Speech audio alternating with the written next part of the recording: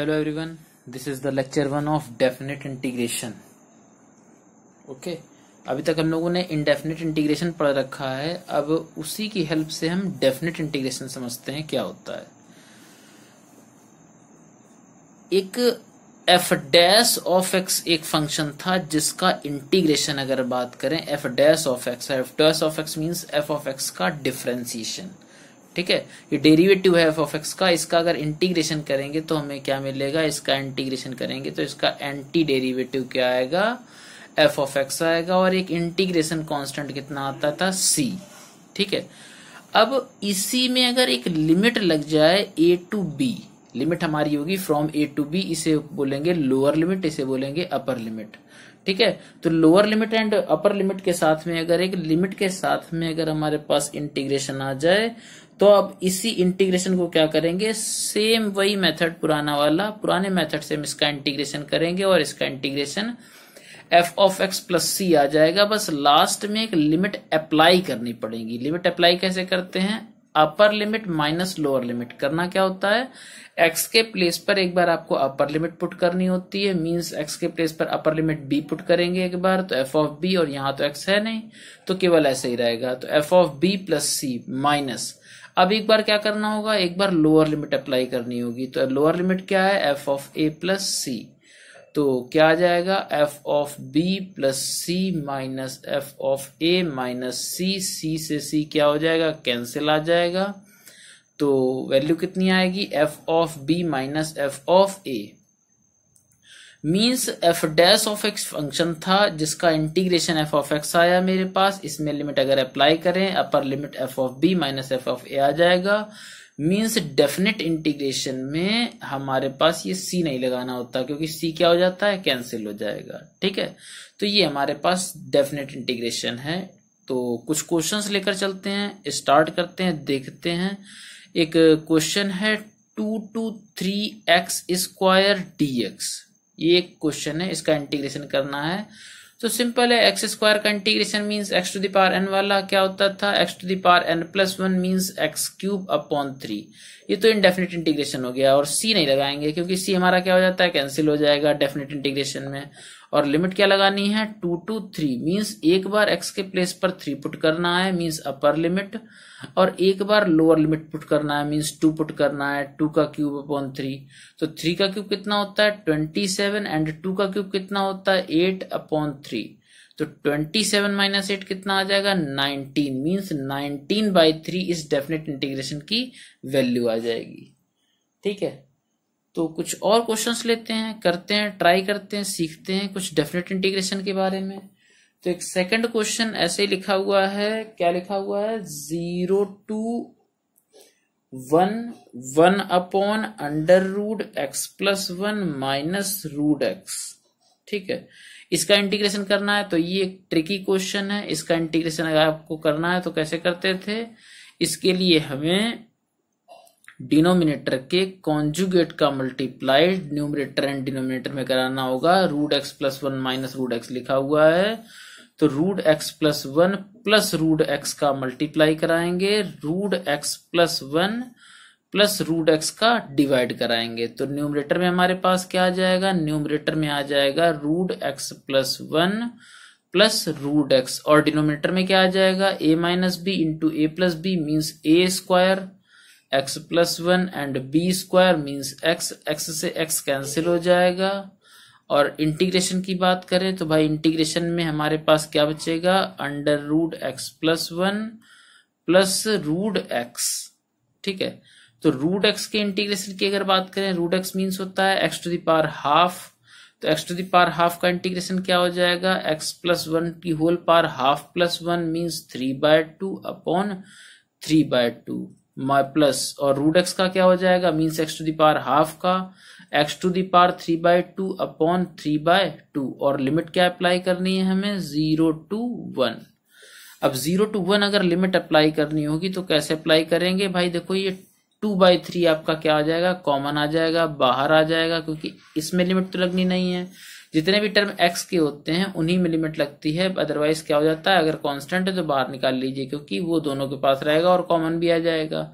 तो 2/3 हमने कॉमन ले लिया, एक बार लिमिट 1 अप्लाई करते हैं, जब यहाँ 1 अप्लाई करेंगे तो 1 + 1 होगा 2, means 2 to the power 3/2 plus यहाँ 1 अप्लाई करेंगे तो 1 की पावर 3/2 और 1 की पावर 3/2 कितना होता है 1। तो ये upper limit minus lower limit, जब लोअर लिमिट अप्लाई करेंगे तो यहाँ कितना आएगा 0, 0 + 1 1, 1 to the power 3/2 कितना होता है 1, और जब यहाँ 0 अप्लाई करेंगे तो कितना आएगा 0।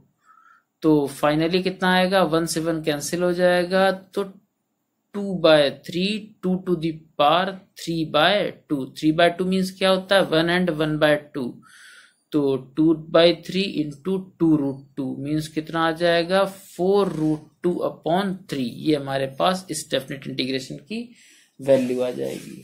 ठीक है, तो इस टाइप से हम डेफिनेट इंटीग्रेशन डायरेक्ट कर सकते हैं। अब कुछ नेक्स्ट क्वेश्चन के बारे में बात करते हैं। नेक्स्ट क्वेश्चन की जब हम बात करेंगे तो हमारे पास अगर क्वेश्चन इस टाइप का लिखा होगा x² इंटू e⁻x³ dx। अब ऐसे क्वेश्चंस होंगे जिनमें हम लोगों को कुछ सपोज करना पड़ता है, किसी का डिफरेंशिएशन कहीं लिखा होता है, यहाँ पर हमको पता है अगर हम x³ को लेट करें तो उसका डिफरेंशिएशन x² इंटू dx आ जाएगा। तो लेट करते हैं x³ और लिमिट की बात कर लें क्योंकि हम लोग डेफिनेट इंटीग्रेशन पढ़ रहे हैं, तो लिमिट है 0 to 1। ठीक है, तो लेट करते हैं x³ = t, डिफरेंशिएशन x³ का 3x² into dx = dt, means x² into dx = कितना आ जाएगा dt आ जाएगा। ठीक है, तो यहाँ करना क्या होता है, हमें जब भी, क्योंकि ये लिमिट किस चीज की होती है ये पहचानना जरूरी है, जिसके रेस्पेक्ट में इंटीग्रेशन हो रहा होता है ये लिमिट उसी की होती है। तो इंटीग्रेशन हमारा हो रहा है x के रेस्पेक्ट में, मीन्स लिमिट ये किसकी लगी हुई है x की। तो अगर हम इसको x को t में कन्वर्ट करेंगे तो हमारे पास लिमिट भी कन्वर्ट होनी चाहिए। ठीक है, तो एक मेथड तो हमारे पास है कि लिमिट कन्वर्ट करने वाला और दूसरा है लिमिट नहीं कन्वर्ट करने वाला। ठीक है, तो पहले लिमिट कन्वर्ट करने वाला देख लेते हैं, चेंज ऑफ लिमिट। अगर आपने किसी को लेट किया है तो आप क्या करेंगे, वेरिएबल चेंज कर रहे हैं तो लिमिट भी चेंज कर देते हैं। Means if x = 0 then what is the value of t, and if x = 1 then what is the value of t। तो if x = 0 then 0 का क्यूब कितना आएगा 0, means t = 0। if x = 1 then t = 1³ means 1। तो ये question, इस question में हमारे पास क्या है, पहले भी लिमिट 0 to 1 थी, अभी भी लिमिट 0 to 1 है, तो कोई फर्क नहीं पड़ा है। तो लिमिट हमारी क्या हो जाएगी 0 to 1, और e⁻x³ था, x³ को t लेट कर लिया है, एंड x² इंटू dx की वैल्यू कितनी आ जाएगी, ये dt/3।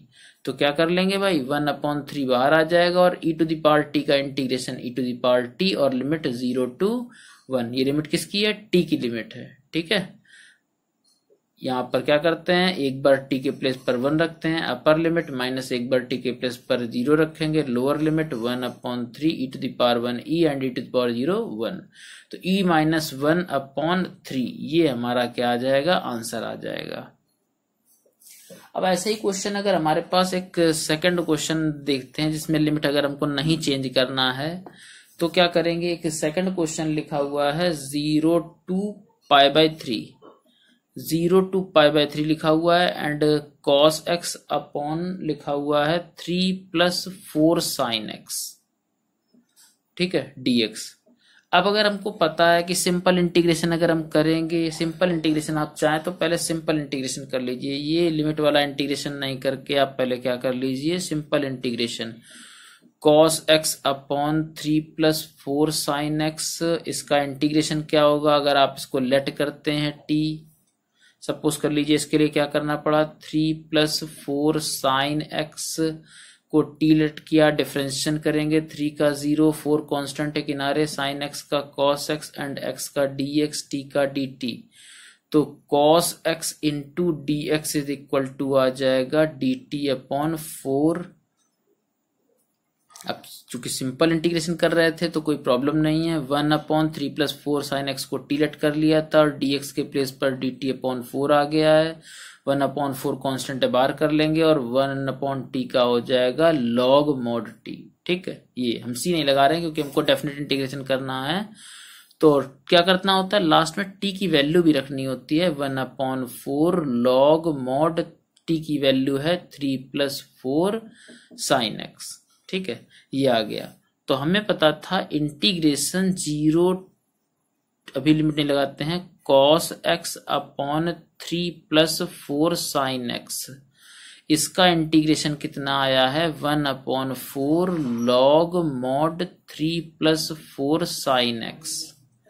ठीक है, और अगर ये सिंपल इंटीग्रेशन था, अगर लिमिट लगा दें, लिमिट अप्लाई कर दें 0 to π/3, तो हमको राइट साइड में भी क्या करना होगा, लिमिट अप्लाई करनी होगी। अब ये बन जाएगा हमारा डेफिनेट इंटीग्रेशन। तो लिमिट अगर हम अप्लाई करेंगे तो 1/4 कांस्टेंट बाहर आ जाएगा। एक बार अपर लिमिट अप्लाई करेंगे तो कितना आ जाएगा, log mod 3 + 4 और sin π/3 कितना होता है, मीन्स sin 60। sin 60 की वैल्यू होती है √3/2। तो ये अपर लिमिट हो गई माइनस लोअर लिमिट। तो log mod हमारे पास क्या होगा, जैसे 0 पुट करेंगे तो sin 0 0 होता है, मीन्स कितना बचेगा, log mod 3।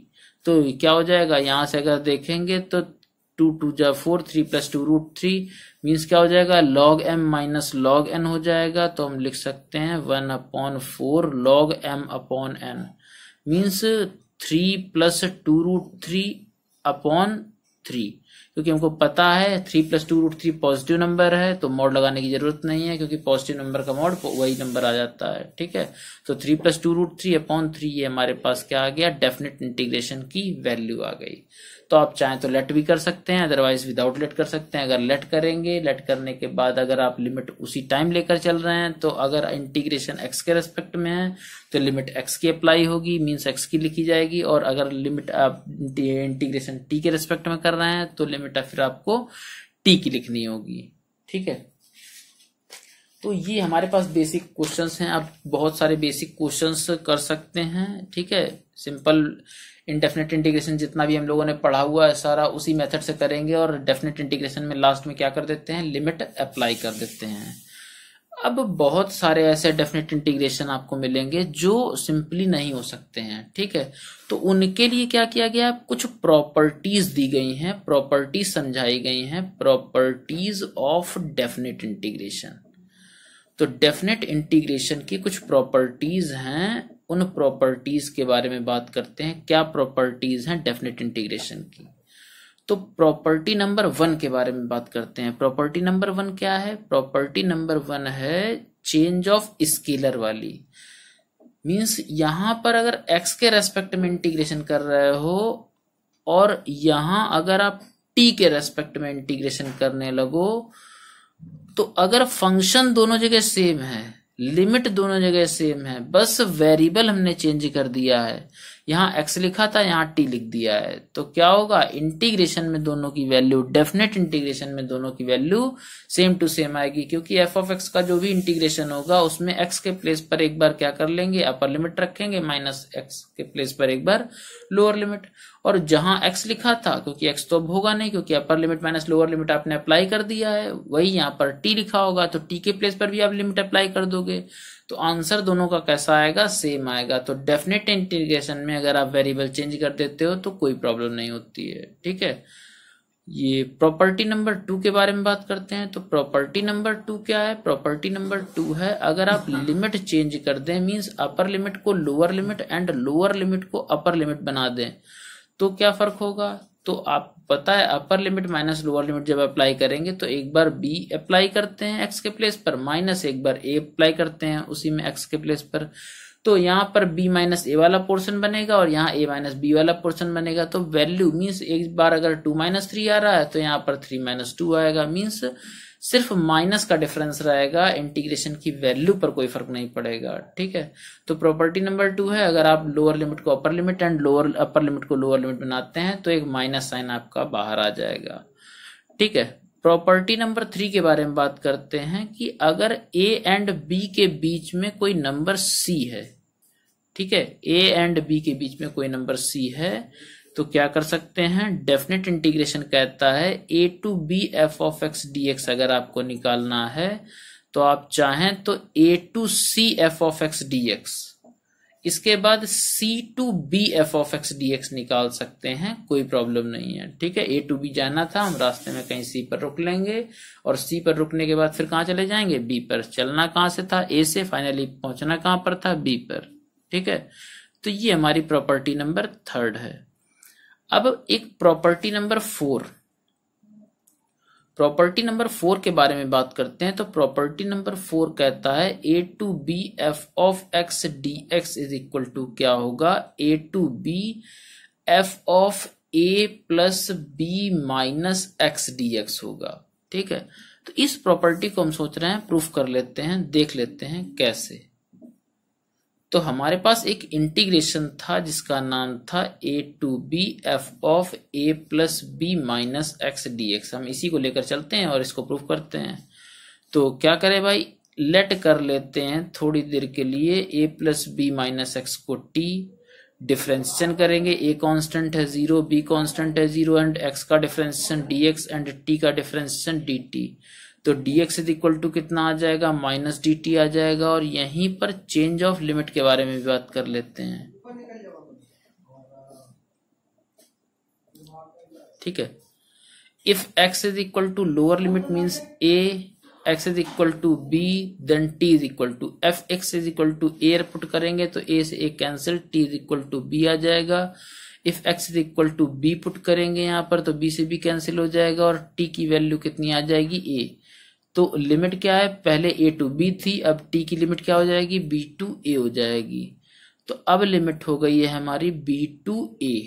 ठीक, और एफ ऑफ और इस ए प्लस बी माइनस एक्स को हमने टी लेट कर लिया है।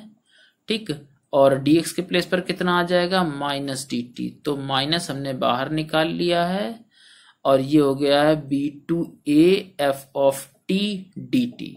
तो with the help of definite integration अगर हम लिमिट को चेंज करेंगे तो एक माइनस साइन बाहर आएगा और ये माइनस क्या हो जाएगा, कैंसिल हो जाएगा, क्या हो जाएगा, प्लस। तो बी टू ए था, हमने इसे b to a to b कर लिया है।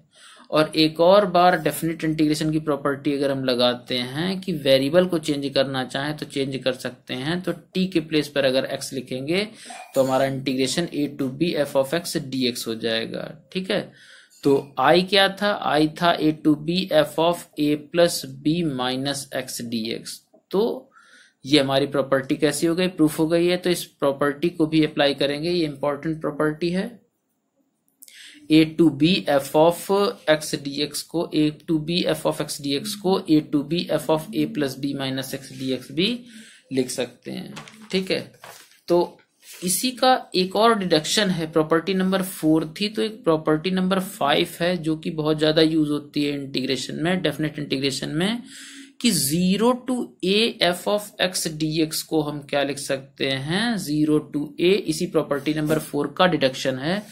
तो f of A plus B minus x लिखना होगा। तो a plus b means a plus 0 कितना हो जाएगा, ए माइनस एक्स आ जाएगा आपका, क्योंकि एक तो 0 है मेरे पास, तो a minus x D x. तो 0 to A F of x D x को हम 0 to A F of A minus x D x लिख सकते हैं। ठीक है, तो ये प्रॉपर्टी भी बहुत इंपॉर्टेंट है, बहुत ज्यादा यूज होती है क्वेश्चंस में डेफिनेट इंटीग्रेशन के। ठीक है, अब इसके बाद प्रॉपर्टी नंबर 6 की बात करने से पहले हम बात कर लेते हैं कि even function and odd function के बारे में। तो इवन फंक्शन क्या होता है, इवन फंक्शन होता है कि if f of minus x is equal to f of x, एक ऐसा फंक्शन जिसमें एक्स के प्लेस पर माइनस रखने से वो माइनस क्या हो जाता है, गायब हो जाता है और दोबारा से वही फंक्शन अगर मिल जाए तो इस टाइम पर एफ ऑफ एक्स को क्या बोलेंगे, इवन फंक्शन। और ऑड फंक्शन की अगर हम बात करें, ऑड फंक्शन क्या होता है भाई, ऑड फंक्शन के लिए अगर बात करें तो ऐसा फंक्शन जिसमें माइनस रखने पर क्या हो जाता है, माइनस अगर पुट कर दें एक्स के प्लेस पर तो पूरे टर्म से माइनस बाहर आ जाता है और अंदर दोबारा से क्या बच जाता है, माइनस, अंदर दोबारा से एफ ऑफ एक्स बच जाता है। तो इस टाइम पर एफ ऑफ एक्स को क्या बोलेंगे, ऑड फंक्शन बोलेंगे। अच्छा, अगर इसे ऑड फंक्शन बोलेंगे तो एक एग्जाम्पल लेकर ट्राई कर लेते हैं। एग्जाम्पल है F of x is equal to sine x. तो x के प्लेस पर अगर माइनस एक्स पुट करते हैं तो sine minus x, sine minus theta minus sine theta, तो रिमेनिंग जो पोर्शन साइन एक्स बचा हुआ है ये क्या है मेरा एफ ऑफ एक्स है, तो माइनस एफ ऑफ एक्स के इक्वल आया है, F of minus x minus F of x के इक्वल आया है।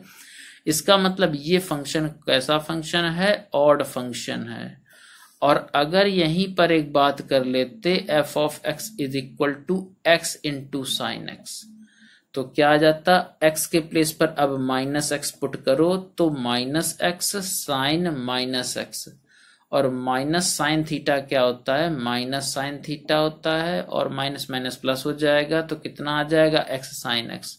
और ये क्या है, ये एफ ऑफ एक्स है। इसका मतलब F of minus x F of x के इक्वल आ रहा है। इसका मतलब ये क्या है, इवन फंक्शन है। तो इवन फंक्शन और ऑड फंक्शन पहचानना अगर आता है तो प्रॉपर्टी नंबर 6 के बारे में बात कर लें, minus a to A F of x D x. इसकी वैल्यू क्या होती है, कह रहे इसकी वैल्यू होती है आपकी, अगर माइनस ए टू ए बात कर रहे हो तो अगर f of minus x is equal to f of x, means f of x अगर एक इवन फंक्शन है तो कहते हैं ये 2 टाइम्स हो जाएगा 0 to A F of x D x के। और सबसे ज्यादा अच्छा कब लगेगा, जब हमारे पास फंक्शन ऑड फंक्शन होगा, means f of minus x is equal to होगा माइनस एफ ऑफ एक्स के। उस टाइम पर इस इंटीग्रेशन की वैल्यू कितनी हो जाती है, 0 हो जाती है। ठीक है, एक प्रॉपर्टी नंबर 7 भी है, हमारे पास 7 प्रॉपर्टीज हैं डेफिनेट इंटीग्रेशन की।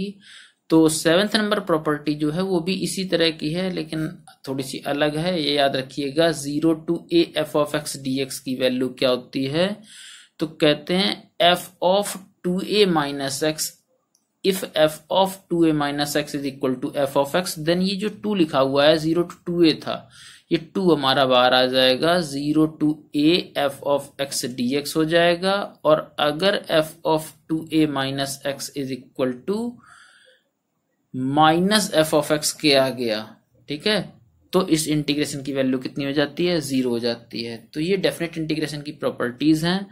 नेक्स्ट टॉपिक जो नेक्स्ट टाइम जो हम लोग नेक्स्ट टर्न पर जो हम लोग पढ़ेंगे तो हम लोग इन डेफिनेट इंटीग्रेशन के बेस पर, means properties of definite integration के बेस्ड पर क्वेश्चंस सॉल्व करेंगे। ठीक है, तो आज के लिए इतना ही, थैंक यू।